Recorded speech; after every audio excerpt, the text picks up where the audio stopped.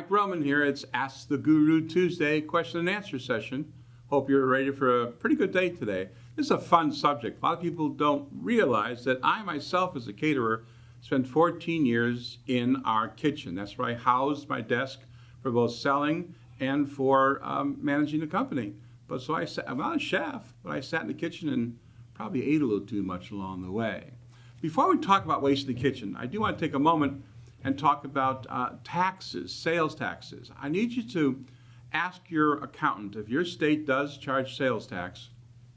I want to give you a tip. It's a very small tip, but sometimes it pays off and lots of dollars refunded.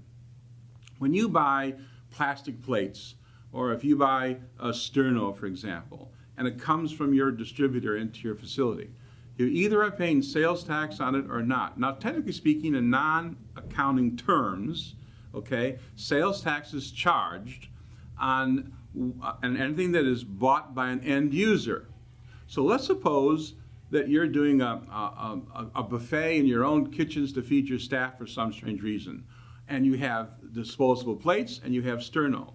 The sterno that you're using inside your building for yourself, or your soap that you're using inside your building, or your napkins or handy wipes or anything you're using in your building for your own staff and your own purposes, that should carry a sales tax. But everything going out the back door or onto the, being sold to somebody else, your customers, either on or off premise catering, sales tax is paid by that particular consumer. So sometimes we're paying double sales taxes. So talk to them and make sure that you're not being double billed. So when you order things from your vendors, say, hey, I want 3 cases of napkins this week. I want 1 case to carry tax because I use them in my own kitchens and our own staff for lunches and so forth. But the other 2 cases, I want you to mark no tax because those go to my picnics, those go to my parties, and that's being used in the final invoice. Ask them about that. Ask him or her, your accountant. They'll give you some good ideas. So we're talking about waste in the kitchen, something I know something about.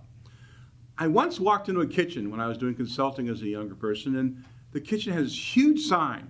It was hand-painted almost, but it was a sign. And it simply said, in this kitchen, we sell or use everything we buy.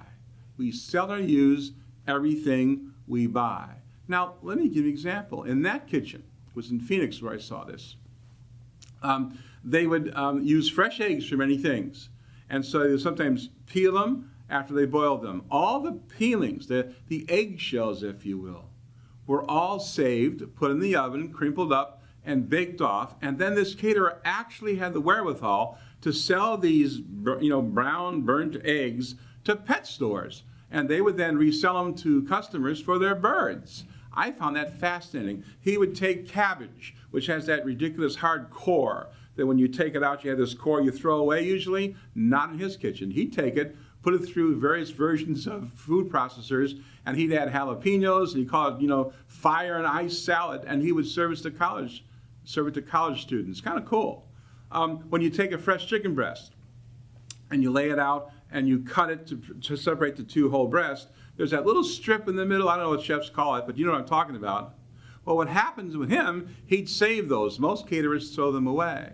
He would save those, and he had a friend who owned a Chinese restaurant. He would go there quite often, and he would keep it in safe temperature zone and sell it to him, and that Chinese chef knew what to do with those small pieces of chicken. So it's a constant battle in any kitchen when you're really trying to figure out how to do waste. The reason is our kitchens basically at certain points today are organized chaos, are they not? They're chaos, and we're just not watching everything because it just doesn't make sense. So the first thing to get a kitchen in line with non-wasting things is to make what's called a cost wall. Now, cost walls, C-O-S-T, have been around for years. This is where you actually take a wall or a face on something in your kitchen and you use masking tape or Velcro, and you start putting up on that wall examples of what you use every day. For example, you have a frozen green bean package. Well, you trim it out and gets it to label, and you pack up on the wall, and you take a grease pencil and you mark down $9.56. You want everybody in your kitchen to know that that simple package of green beans costs $9.56. Most staff doesn't realize how much it costs or doesn't cost. So when you are working with a package of frozen green beans, trust me, almost always when the your staff person is taking that green beans out and putting them into a stainless steel pan, there's always a few green beans that get stuck in the bottom, frozen, hard to get out, and we're rushing, so all of a sudden it goes in the garbage. Well, when you take 2 green beans here, 4 green beans there, 5 green beans there, well, if you're an executive chef, you know what I'm talking about. If you're not, be advised that this adds up to some pretty serious loss over a year. So you really have to put more things in. Put a sample of a foil tray you use for your drop-off catering, an aluminum type tray. How much does it cost? Most staff don't realize it's well over $2. And the concept is they can now realize why you don't want to waste them and why you don't want to put 2 of them on the same order for the same tray just to sort of keep it there. So what do you do? First of all, these are childlike situations, trust me, but I'm going to share it with you. You have to worry about people who are emptying packages and cans. Do they take the spatula and get down there and take all the applesauce out of the can if you're using canned applesauce? Or if you're making it from scratch, are they really scraping the final stainless steel pan you have it in? There has to be concern for waste by everybody. If you have scales, for example, that have movable front, so you can sort of set where the 1 pound, the 8-ounce section is, you got to be careful of those, because if they're off by just a little fraction of an inch, a quarter of an inch, if you're making 200 8-ounce hamburgers, you're going to be wasting things. So wasting just happens all day long in a kitchen. Now, when you're weighing stuff, are we double checking?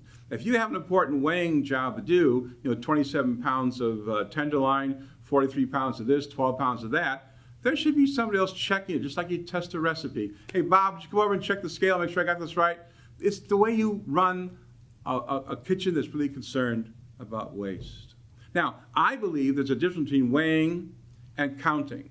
In the kitchen that I ran, I always tried to figure out how to say to people, not, I want 14 pounds of tenderloin. I'd say, let me have 3 cryovac packs of tenderloin, which is 6.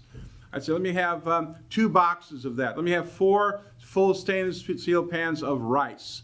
In other words, I would absolutely talk in terms of the count, the unit, more than the weight, because weighing things almost always gets you in trouble. Now, this is probably the most tacky thing I'm going to say to you today.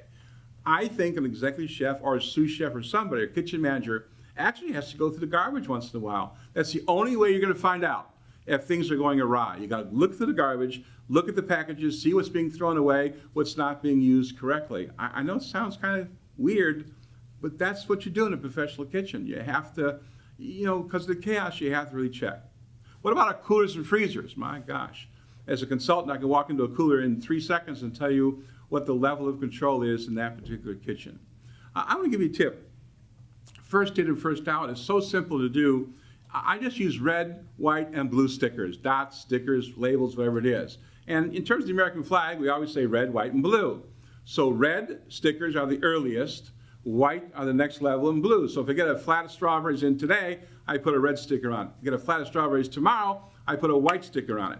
Therefore, if I send somebody in the kitchen to get some strawberries into the cooler, they always take the red ones before they take the white ones. Childlike, but that's what kitchens should be. They should be very easy to run, and we think too much sometimes and have too many sophisticated controls. It comes down to very, very simple things. Lastly, or almost lastly on this issue, we just buy too much. Our vendors are great salespeople. They really are. And they tell us about the sale and this and that and so forth. When I go into a catering kitchen, I see 27 cans of teriyaki sauce in a non-Asian catering kitchen, I know there was a great salesman who came in. So our job is not to warehouse things. I know you know that. But I'm just confirming the fact that you can't be a warehouse for the vendor's supplies, okay? Now, I had this last story to tell you. Again, the same man who had the sign on the wall. He fooled me. He wanted to make the point to his staff that, they're wasting money for him. So he took a stainless steel bowl, put it on the kitchen, a big one, and he got his people around. He was nice to them. He said, I'm really concerned because, Fred, I think today you lost me $10. And he took a $10 bill, real one, and threw it in the bowl. And he kept throwing money in the bowl, as he said. He wasn't trying to blame people. He said that we're wasting too much money here. And these guys and gals were standing around saying, okay, the boss is on one of his trips. What we didn't know was, in the stainless steel bowl, he put about a 1/4 inch of lighter fluid in the bottom. You can't see that in a stainless steel bowl. It's clear liquid in a bowl. And he took a match and threw it into the bowl, and poof, All this real money got burned. Broke a federal law there, I guess. My point is this staff went nuts. They started trying to reach in and get the money out. And he cautioned them, no, no, no, no. But this is what I want you to remember. In the kitchen, you either make money or you lose money. And it's very important to realize that waste can happen so quick in the kitchen. So that's my thought for today. Now, in closing today, I just want to say to you again, thanks for the comments. You've been really great to us, okay? Remember, you can call me, you can email me.